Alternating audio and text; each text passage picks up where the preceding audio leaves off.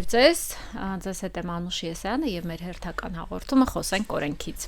Այսօր իմ հյուրն է Ռուբենա Հայրապետյան, Ռուբենը հայտնի Մատենա բիզնես դպրոցում ես իրեն սիրում անվանել, դու ավելի լավ կներկայացնես Մատենայի մասին, համահիմնադիր տնօրենն է, նաեւ տնտեսագիտության դոկտոր պրոֆեսոր։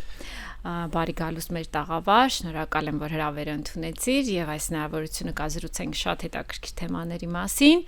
Ներկայացնես մի քիչ քեզ Մատենան ու գաղափարը ինչ կա Մատենայի հիմքում, որտեղ Մատենան կարծում եմ այսօր Հայաստանում շատ կարևոր դեր ունի կրթական։ Շնորհակալ եմ Մանուշ ջան հրավերի համար։ Մատենան դե իրականում ճիշտ նշեցիր, որ բիզնես դպրոց է, բայց դա ավելի շատ ընդունված ավանդական, այսպես ֆորմալ անվանումն է։ Մենք տարբեր անվանումներ ունենք այն համակարգի, որը մեզ բոլորիս նաև քեզ միավորել է այս պահին։ Մենք դրան անվանում ենք վստահության էկոհամակարգ, մենք դրան անվանում ենք իմաստության շարժիչ, մենք անվանում ենք ինքնության ամրապնդման հարթակ, անվանում ենք արագացման ֆասիլիտատոր, եւ թե ինչու ինձ թվում է զրույցի ընթացքում որոշակի հնարավորություն կունենանք մեկնաբանելու համար, դե դպրոց ստեղծվել է 4 տարի առաջ, համահիմնադիրները Ռուբեն Վարդանյանն է, ով ցավոք այս պահին, ինչպես գիտեք, գտնվում է Բաքվի բանտում, ապօրինաբար մինչև հիմա այնտեղ պահվում է, եւ նաեւ ես եմ երկրորդ համահիմնադիր, այս պահին նաեւ ղեկավարում եմ բիզնես դպրոցը ու ուրախ եմ, որ համայնքը այսպես արագ տեմպերով ընդլայնվում է եւ արդեն ունենք մոտավորապես 750 շրջանավարտ, բոլորը ղեկավարներ, առաջնորդներ տարբեր բնակավարներից եւ նաեւ նրանց միջոցով է այդ վստահության էկոհամակարգ, որ կայանում է եւ մենք կարողանում ենք առաջ գնալ։ Շատ լավ, ինչպես Մատենայի գաղափարը ծնվեց, որովհետեւ մենք այսօրվա թեման լինելու է կրթությունը Հայաստանում, հա, նորարարական մոտեցումները կրթության մեջ, որովհետեւ մեր երիտասարդները չեն ցանկանում կրթվել, ինստիտուտ չեն սիրում, արդեն մի քիչ ավելի էս սոցիալական հարթակները այլ ազդեցություն ունեն մեր երիտասարդների վրա եւ կարծում եմ այդ նորարարական մոտեցումները շատ կարեւոր են, որպեսզի այդ համակարգը ճիշտ աշխատի։ Ինչպես ստեղծվեց, ինչու եւ ինչն է նորությունը, էլի։ Հետաքրքիրն այն է, երբ որ Մատենան հիմնադրվում էր եւ այն նախնական զրույցները, երբ որ մենք ունենում ենք Ռուբեն Վարդանյանի հետ, հիմնականում խոսում ենք նրա մասին, որ մենք պետք է էական ազդեցություն ունենանք համակարգերի վրա դրանց զարգացման նպատակով եւ այս զրույցները, որpիսի կարճ մեկ խոսքով ամփոփեմ, եկան հանգեցին նրան, որ եթե մենք ուզում ենք համակարգերի վրա ունենալ մեծ ազդեցություն դրական, ապա պետք է սկսենք ղեկավարներից, ղեկավարների կրթությունից։ Իհարկե Մատենան երկարաժամկետ պլաններ ունի, ոչ միայն ղեկավարների կրթության բնագավառում, եւ ես ուրախ եմ նաեւ, որ վերջերս մենք ստացանք բարձրագույն ուսումնական հաստատության կարգավիճակ եւ իրականացնելու ենք առաջին ղեկավարների մագիստրատուրան, մագիստրոսական ծրագիրը Գերմանիայի առաջատար բիզնես դպրոցի հետ, ESMT Բերլինի, բայց ամբողջ դրա անբանությունը եղել է նա, որպեսզի մենք կարողանանք իսկապես նպաստ ունենալ թե Հայաստանի զարգացման եւ թե Հայաստանից դուրս, եւ այս պահին հենց Մատենան աստիճանաբար իր դիրքերը ամրապնդում է ամբողջ տարածաշրջանում, ոչ միայն Հայաստանում, ինչը մեզ համար ռազմավարական գերակայություններից մեկն է։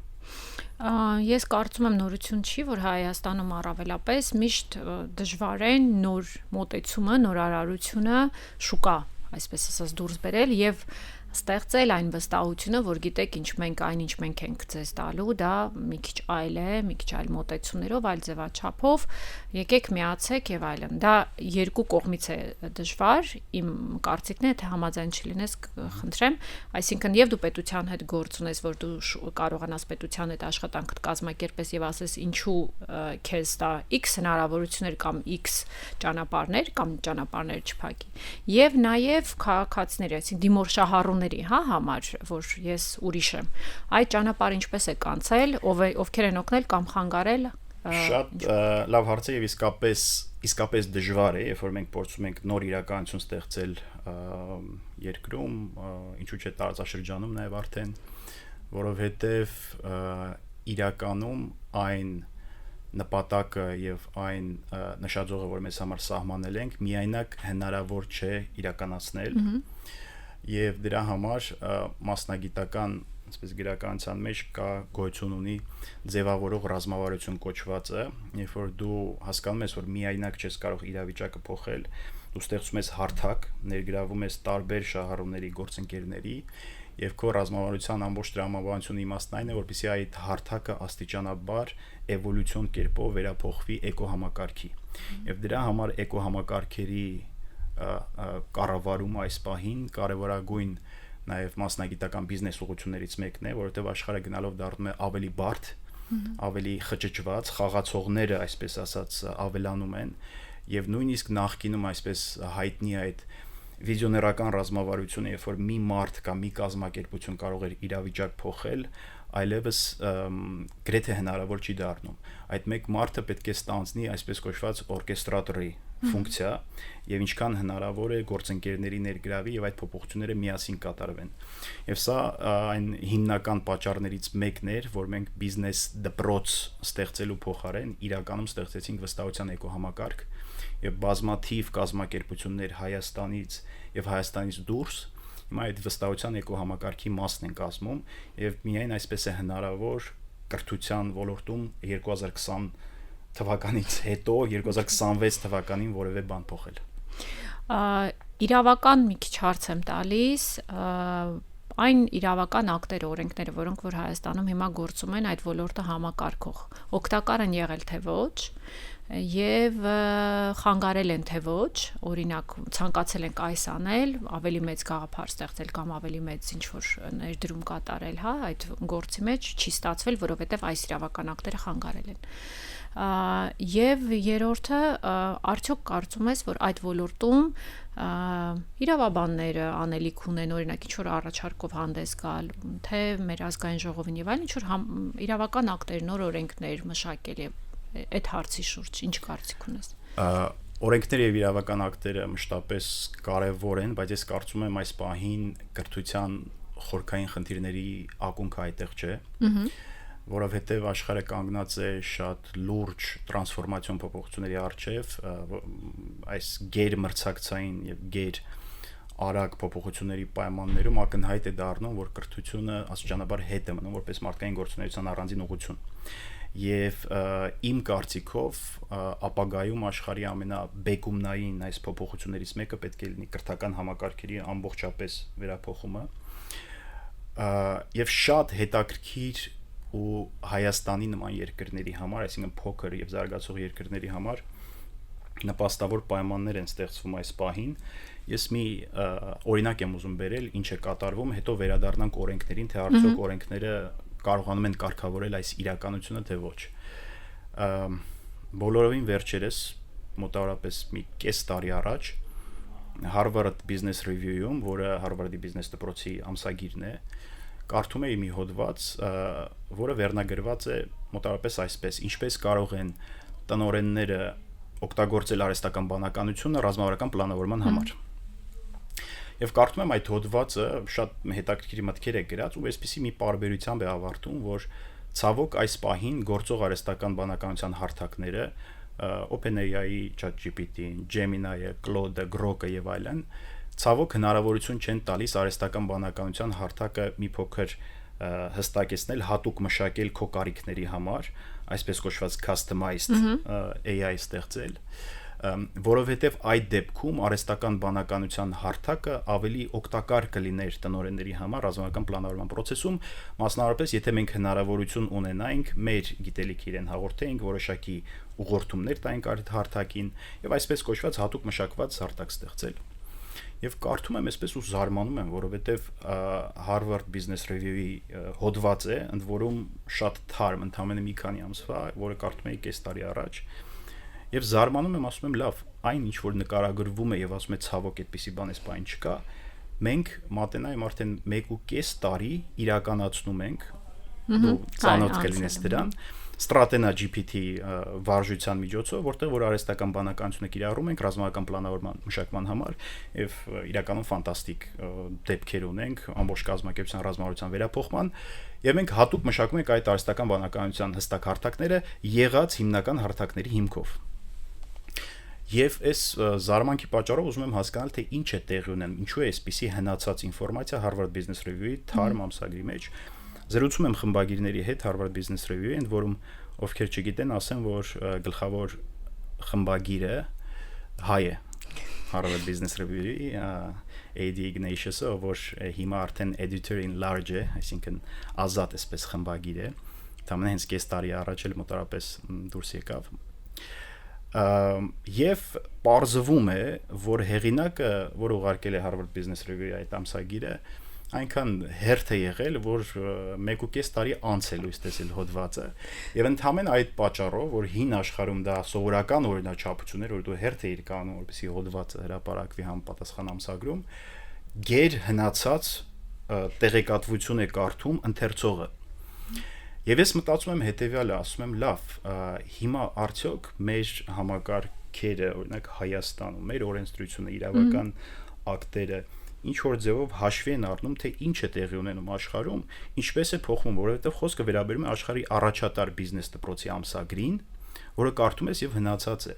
Եվ այստեղ ինչու եմ ասում նպաստավոր իրավիճակ է ստեղծվում փոքր եւ զարգացող երկրների, փոքր եւ զարգացող դպրոցների, կրթական հաստատությունների համար, որովհետև մի տեսակ կարտ բլանշ է ստանում եւ իրենք են այս նոր իրականության մեջ եւ դու ես այս իրականության մեջ զերոյացվում է միջև հիմա տեղի ունեցածը եւ թե որքան ճկուն ու արագ կլինես, դա դառնում է արդեն քո հաջողության երաշխիքը։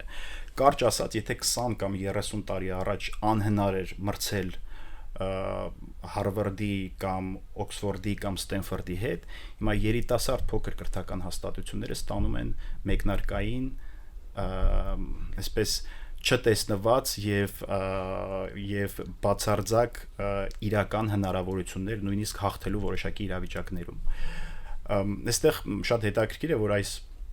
գեր արագ ու գեր մրցակցային պայմաններում աստիճանաբար դանդաղ, բայց հետևողական կերպով ծրվում են նաեւ կրթության շուրջ կուտակված այդ ձևականության ամպերը, թիթիզությունները, ինչպես ես անվանում եմ, պատվաբերությունը կրթության հետ կապված, ճոխությունը, էլիտարիզմը եւ առաջին պլան է մղվում իրականում էությունը եւ բովանդակությունը։ Եվ այս էության ու բովանդակության պայքարում նոր կրթական հաստատությունները շատ բան են անելու։ Հիմա իմ կոչը բոլոր մեր պետական մարմիններին եւ հատկապես օրենսդիրին ցանկացած փոփոխության պայմաններում հաշվի առնել այս նոր իրականությունը։ Իհարկե բարդ է այսպես մեծ համակարգերի հետ աշխատելը, բայց մենք պետք է հասկանանք, որ լրիվ նոր իրականությունում ենք գործում, որը մի կողմից լուրջ մարտահրավեր եւ խնդիր է, որին պետք է պատրաստ լինենք, բայց ինչպես արդեն ասացի, մենք ստանում ենք ինչ որ առումով անարդար մրցակցային առավելություն, որովհետեւ այն հսկայական ներդրումը, որ շատ կրթական հաստատություններ ունեցել են եւ զարգացել են եւ դարձել են աշխարհի առաջատար, զրոյացվում է եւ մենք սկսում ենք նոր մեկնակետից։ Ես այս մասով կավելացնեի, որ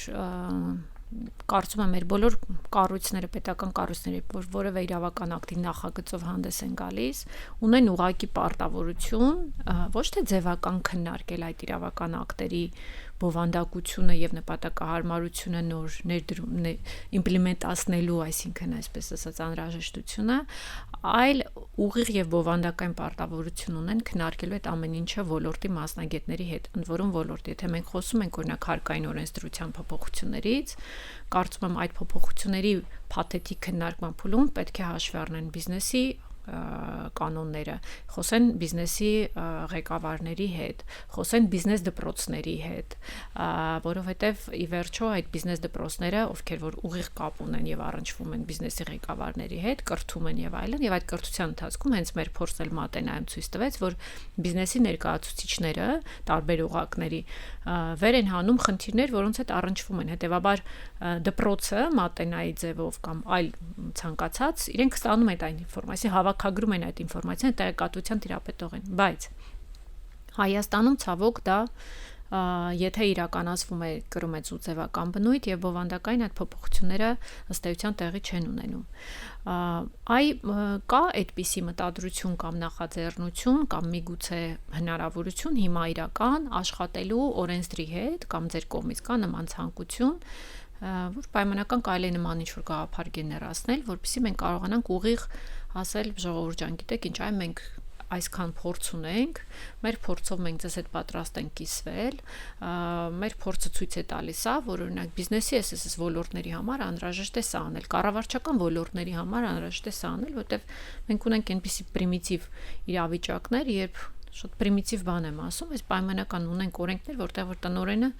չի կարող ինչ-որ X որոշումներ կայացնել կամ կարող է կայացնել հստակեցված չի ինչպես է կայացնում եւ այլն,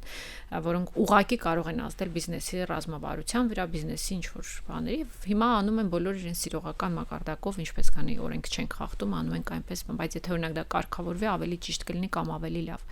Նույն հարկային տեսանկյունից, հարկման դաշտում տարբեր խնդիրներ, կրթական տեսանկյունից ինչ կարող են, չգիտեմ, երբ բիզնեսի օրինակ ներկայացուցիչներ ցանկանան իրենց աշխատողներին կրթել, վերապատրաստել եւ այնպես կարող են դա ծախսագրել։ Պրիմիտիվ բաներ են, որոնք առաջին հայացքից պրիմիտիվ են, բայց կարող են ուղղակի հենց այդ ոլորտը բարելավել։ Կա այդպիսի նպատակներ, թե դա ձերը չի չեք ուզում այդտեղ։ Մենք բարբերաբար աշխատում ենք տարբեր շահագիծների հետ, մասնավորապես կազմակերպությունների հետ շատ ակտիվ քննարկումների մեջ ենք գրեթե ամեն օր, կախված իրենց հենց ծախսային քաղաքականության եւ կրթության ու զարգացման ուղղությամբ այսպես բյուջետային հատկացումների, նաև պետության հետ ենք աշխատում, որքան որ հնարավոր է, բայց ես կրկին կարծում եմ, որ խնդիրը մի փոքր ավելի խորքային հատվածներում է, քան օրենսդրությունը, ինչու, որովհետև ներկայիս օրենսդրությունը ըստ էության եւ անխուսափելիորեն գալիս է կարգավորելու ներկայիս իրավիճակը եւ ներկայիս խոսույթը, այն ինչ որ գոյություն ունի կրթական համակարգում, մասնավորապես բարձրագույն կրթության եւ մասնագիտական կրթության ոլորտներում, իսկ որն է այդ խոսույթը, որ միջև հիմա ես օրինակ զարմանում եմ, ինձ որ կանչում են ինչ որ մի միջոցառման քննարկելու կրթության կարևորությունը, ես ասում եմ ժողովուրդ, դուք կատակում եք, ինչի մասին է խոսքը, էլի, որովհետև ինձ թվում է հաճախ հանդիպած կլինեք այդ գաղափարին, թե ինչքան կարևոր է կրթությունը, տարբեր այսպես հոմանիշներով կարևորության։ Լավ, ես ասում եմ, ակամ թեկուզ դիպլոմը, բայց այդ կրթության համընդհանուր կարևորության հարցը ոչ թե անցյալ դարի խնդիր է, այլ նախանցյալ դարի խնդիր է, որովհետև 17-ից 18-րդ դարերում լուսավորության դարաշրջանում մարդիկ ամբողջ աշխարհը հավաքվել են եւ միասին որոշել են կոնսենսուսի են եկել, որ կրթությունը կարևոր է, վերջ, այդ թեման փակվեց 17-րդ, 18-րդ դարից հետո պետք չի քննարկել, որ կրթությունը կարևոր է։ Հետո գալիս ենք արդեն 21-րդ դարի նախաշեմ եւ մարդիկ աստիճանաբար սկսում են հասկանալ, որ լավ, կրթությունը կարևոր է, բայց այդ ավանդական կարծրացած համակարգերը, որ գոյություն ունեն, դու 4 տարի սովորում ես բակալավր, 2 տարի մագիստրատուրա եւ դա քեզ պետք է 30 կամ 40 տարվա կոմպետենցիաներ ապահովի քո հետագա աշխատանքային գործունեության մեջ, այլևս չի գործում այդ համակարգը, որովհետեւ աշխարհը սկսել է արագ փոխվել եւ որpիսի դու հասնես հաջողության, դու պետք է շարունակես անընդհատ կրթվել եւ այդտեղ գալիս է արդեն 20-րդ դարի վերջին գաղափարը, շարունակական կրթություն, lifelong learning եւ այլն։ Դա անցյալ դարի խնդիր է։ Հիմա արդեն 26 թվականին, բայց նույնիսկ արդեն մի քանի տարի առաջ արդեն պարզ էր թե ինչ է տեղի ունենում, նույնիսկ շարունակական կրթությունը բավարար չէ, որովհետև շարունակաբար կրթվում են բոլորը, շարունակաբար կրթվում են մեր աշխարհի բոլոր մրցակիցները եւ իրական մրցակցային առավելությունը եւ հաջողության երաշխիքը դառնում է սովորելու արագությունը, թե որքան արագ ենք մենք սովորում։ Եվ հետաքրքիր է նաև, որ նույնիսկ արհեստական բանականության ժամանակակից հարթակներն են դա մեզ մարդկային բանականությանը հուշում, որ մրցակցությունը հանգում է դրան, որտեղ ինչ տեղի ունեցավ, հենց սկզբից ստեղծվեցին հիմնական հարթակները ChatGPT, Gemini, Grok, Claude եւ այլն։ Դրանից հետո պարզ դարձավ, որ նրանց միջև մրցակցությունը ի վերջո նրա մասին է, թե որքան արագ են այդ հարթակները սովորում։ Grok ասեց real-time fine-tuning, ստեղծվեցին այսպես կոչված retrieval augmented generation, ես ներողություն եմ խնդրում այսպես օտարահունչ բառերի համար, բայց դա խիստ այսպես անգլոսաքսոնական մշակույթից դեռևս եկած տերմիններ են։ Եվ պարզ է դառնում, որ որքան արագ է սովորում արհեստական բանականության հարթակը, այնքան մրցակցային է դառնում։ Եվ նույնն էլ վերաբերում է մեզ, եւ իրականում պատճառը շատ ակնհայտ է, որովհետեւ աշխարհը արագ է փոխվում, եւ այդ արագ փոխվելու պայմաններում ես որպես գործատու էլ, հիմա այդ որ մարդը ընդունվում է աշխատանքի մեզ մոտ, առաջին ամենակարևոր հատկությունը ֆիքսել է մեզ համար, որ սովորելու արագությունն է, որքան արագ ենք կարող է վերականգնել բացերը։ Կան այլ հատկություններ, որ կրկին ժամանակակից աշխարհի պահանջներն են մեզ, օրինակ համակարգային մտածողությունը, որտեղ բացի այս արագությունից աշխարհը դառնում է ավելի կոմպլեքս, ավելի բազմատար, եւ այդ տարերի միջև կապերը ել ավելի են շատանում ու ամրապնդվում։ Հետևաբար մենք չենք կարող այդ տարերի հետ աշխատել առանձին կտրված իրականությունից ու պետք է համակարգային մտածողություն։ Հիմա ինչ եմ ուզում ասել, այս իրականության մեջ մեր օրենսդրությունը բավական կտրված է այս ամեն ինչից։ Մենք չի հասնի, դա օբյեկտիվ իհարկե պատճառներով։ Եվ հետևաբար, որpիսի հասնենք սրան, մենք պարտավոր ենք ազդեցություն ունենալ բազմաթիվ շահակիցների վրա, թե ընկերությունների եւ պարտավոր ենք առաջ տանել այս մտքի առաջնորդություն կոչվածը, որpիսի պետությանն եւ պետական կառավարման մարմիններն էլ գան հասնեն այդ եզրակացությանը, որ այո, սա արդեն իրականություն է, մենք գործ ունենք այս իրականության հետ եւ հետեւաբար օրենքներով ու իրավական ակտերով պետք է կարգավորենք այդ իրականությունը։ Ես տիպիկ օրինակ եմ ուզում բերել, որը մի փոքր կտրված է պետական մարմինների գործունեությունից, խոսենք կրթական հաստատության մասին, չէ՞, որ ինքն էլ առանձին խաղացող է, առանձին սուբյեկտ է ամբողջ համակարգում։ Ես տեսնում եմ կրթական հաստատության մի գովազդ է բերում սոցիալական մեդիայում եւ գրված է այսպես մոտարապես մենք ձեզ կտանք այն ամենը, ինչ պետք է առաջնորդ դառնալու համար։ Դա պետության հետ կապ չունի, չէ՞, մասնավոր կրթական հաստատությունը այդպիսի բան է ասում։ Եվ ես նայում եմ, ասում եմ լավ, դե պետությունը լսում է, տեսնում է, որ մարդիկ այս խնդիրն են լուծում իրականում, ասում եմ լավ, սա հրաշալի է, որտեղ մատենան չի կարողանում դա անել։ Իսկապես հեռու ենք շատ դրանից, մի շարք պատճառներով, դրանցից ամենաակնհայտն այն է, որ մեզ մոտ գալիս են սովորելու առաջնորդներ, իսկ առաջնորդներին չես կարող առաջնորդ սարքել, սա մեկ։ Երկրորդը, թվում է, թե այդ դեպքում մեր խնդիրը որպես կրթական հաստատության այն է, որ մենք գոնե այդ մարդկանց դարձնենք ավելի լավ առաջնորդ։ Բայց դա էլ մենք չենք անում կամ միայն մեր հույսին չեն այդ մարդիկ, որովհետև իրենք հասուն մարդիկ են եւ հասկանում են, որ ժամանակակից պայմաններում իրենք պետք է շարունակեն աճել, զարգանալ, իրենք փորձ են կուտակում եւ բնականաբար անկախ նրանից մատենան միջամտություն կունենա թե չէ, իրենք շարունակելու են աճել։ Եվ հետեւաբար իրական խնդիրը, որ մեզ մնում է այս պահին, իրենց ավելի լավը դառնալու եւ իրենց կազմակերպություններում ավելի մեծ արժեք ստեղծելու գործընթացը փորձենք մի փոքր արագացնել։ Եվ դրա համար ես խոսքի սկզբում, երբ որ ասում եմ, մենք տարբեր անվանումներ ունենք մատենայի եւ բիզնես դպրոց ավանդական անվանումից բացի այլ կերպ ենք անվանում, մեր անվանումներից մեկը հենց դա է արագացման ֆասիլիտատոր։ Այսինքն մենք փորձում ենք արագացնել մարդկանց աճը։ Դու ժամանակակից պայմանները դրա մասին են։ Եվ հետեւաբար ես կարծում եմ, որ կրթական հաստատությունների վերափոխումը վստահության էկոհամակարգերի իմաստության շարժիչների եւ ինքնության ամրապնդման հարթակների անխուսափելի է եւ որքան մենք Հայաստանում սա շուտ գիտակցենք մեր օրենսդիրը, պետական մարմինները եւ այլն, այնքան ավելի պատրաստ կլինենք այս ժամանակակից աշխարհում ձևականի փոխարեն իրական արժեք ստեղծելու։ Մենք պետք է գիտակցենք նախ եւ առաջ սա։ Հետեւաբար մեր գործառույթներից մեկ մատենայի որպես առաջնորդության դպրոց, որը դիրքավորվում է որպես տարածաշրջանում արդեն առաջատարներից մեկը, մենք պետք է փորձենք նախ եւ առաջ այդ մտքի առաջնորդությունը ստանձնել եւ ազդեցություն ունենալ որոշումների կայացման վրա այս եղանակով, որովհետեւ եթե հիմա զրուցեցինք, ուղիղ ասացինք օրենքում կատարենք այս փոփոխությունները, մի փոքր բարդ է լինելու։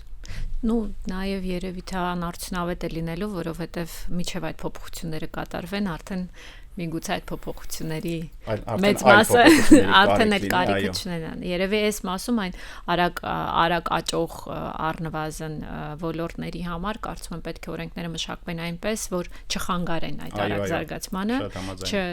չհանդիսանան որևէ խոչընդոտ, իրական խոչընդոտ եւ կարողանան այն կրթական ամեն դեպքում սուբյեկտները, որոնք որ որոշակի խնդիր են իրենց առաջադրել եւ ունեն մտքի տեսլականի եւ այլնի այդ իրենց առաջադրված ռազմավարությունը, իրենք այդ կարողանան անխոչընդոտ դա իրականացնել եւ այդ բովանդակությունը բերել մեր իրականություն։ Մենք ունենք 3 րոպե ժամանակ, եթե ինչ-որ կարևոր բան կա ասելու, կխնդրեմ ասես, եթե ոչ, իմ հարցը հետևյալն է լինելու, ինչ ցանկանանք, ես երևի թե կուզեմ սահմանափակել 2 տարիքային խումբ, մեկը 20-30 եւ մյուսը 30-40, այս 2 տարիքային խմբի մարդկանց ինչ ասելիք կունենաս դու անձամբ քո փորձից եւ որպես Ռուբեն եւ որպես մատենայի պատասխան այդ գաղափարի պատասխանատուներից եւ ստեղծողներից մեկը։ Ես շատ կարծում եմ հետաքրքիր կլինի։ Շնորհակալություն, շատ բարդ է։ Ես քանի որ խոսքումս ակնարկեցի նրա մասին, որ կարևորագույն հմտություններից մեկը դառնում է սովորելու արագությունը, ես նախ կառաջարկեմ կենտրոնանալ այդ ուղղությամբ երիտասարդներին, հատկապես 20-30 տարեկան, եւ փորձել բարելավել իրենց սովորելու արագությունը։ Սովորելու արագությունը ինչպես է բարելավում։ Օրինակ, խոհարարը ինչպես է արագ կտրատում բանջարեղենը։ Անընդհատ կտրատում է եւ դրա միջոցով ինքը կարողանում է ձեռք բերել համապատասխան հմտություն արագ կտրատելու եւ հետեւաբար սովորելու արագությունը հնարավոր է զարգացնել անընդհատ սովորելով։ Դա հետաքրքիր պարադոքսալ շղթա է, բայց դա այդպես է։ Եվ նույնիսկ այն դեպքերում, երբ որ երիտասարդները ինչ որ մի բան են սովորում, այդքան էլ չեն հասկանում, թե ինչու են դա սովորել, միևնույն է կարող են գիտակցել, որ այդ սովորելու process-ը զարգացնում է իրենց արագությունը ավելի օգտակար եւ ավելի արժեքավոր բաներ հետագայում սովորելու համար։ Եվ կարծում եմ, որ շատ կարեւոր է, որպեսզի երիտասարդները եկեք 20-ից միանգամից 40 ասենք, ես այնքան նույնացնում եմ այդ մարդկանց երկու խմբերի մեջ 20-ից մինչև 100։ Ես ինձ որ համատեմ մի քիչ ուրիշ եմ, բայց հիմա եք դուք մի քիչ ուրիշ, ես կարծում եմ մեր սերունդը հիմա ուրիշ է, բայց այս պահին 20-ից եւ 30-ը մենք մոտապես նման խնդիրներ ենք լուծում։ Եվ շատ կարեւոր է ընկալել այն գաղափարը, որ այս գեր, բարդ եւ համակարգային աշխարհում այլևս դու չես կարող նեղ մասնագիտացման միջոցով միայն հաջողության հասնել եւ ընդհանուր զարգացվածությունը դառնում է գեր կարևոր հմտություն ժամանակակից մարդու համար եւ ինչքան հնարավոր է պետք է ընդլայնել այդ մտահորիզոնը մի շատ լավ միտք կա որն ասել է ժամանակակից մաթանալիզի հիմնադիր Կարլ Վայերշտրասը ասում է մաթեմատիկոսը որը մաթեմատիկայի որ ինչ որ չափով պոետ չէ չի կարող լինել լիարժեք մաթեմատիկոս։ Եվ այս գաղափարի ամբողջ իմաստն այն է, դա դեռևս հնչել է վաղուց, որ դու պետք է համակարգային մոտեցում ցուցաբերես խնդիրներին, եւ այս գաղափարը դառնում է գերարդիական ժամանակակից պայմաններում, երբ մի տարի վրա փորձում ես ազդեցություն թողնել, հասկանում ես, որ մնացած բոլոր տարերի փոխկապակցվածությունը որոշելու են այդ հաջողությունը։ Դրա համար դու պետք է լինես պոետ, դու պետք է լինես պատմաբան, դու պետք է լինես սոցիոլոգ, դու պետք է լինես նեյրոհոգեբան, որպեսզի կարողանաս ժամանակակից պայմաններում օրինակ զբաղվես բիզնեսով։ Շատ լավ, շնորհակալություն Ռուբեն ջան, կարծում եմ շատ հետաքրքիր զրույց ստացվեց, մեզ լսողները կարձագանքեն։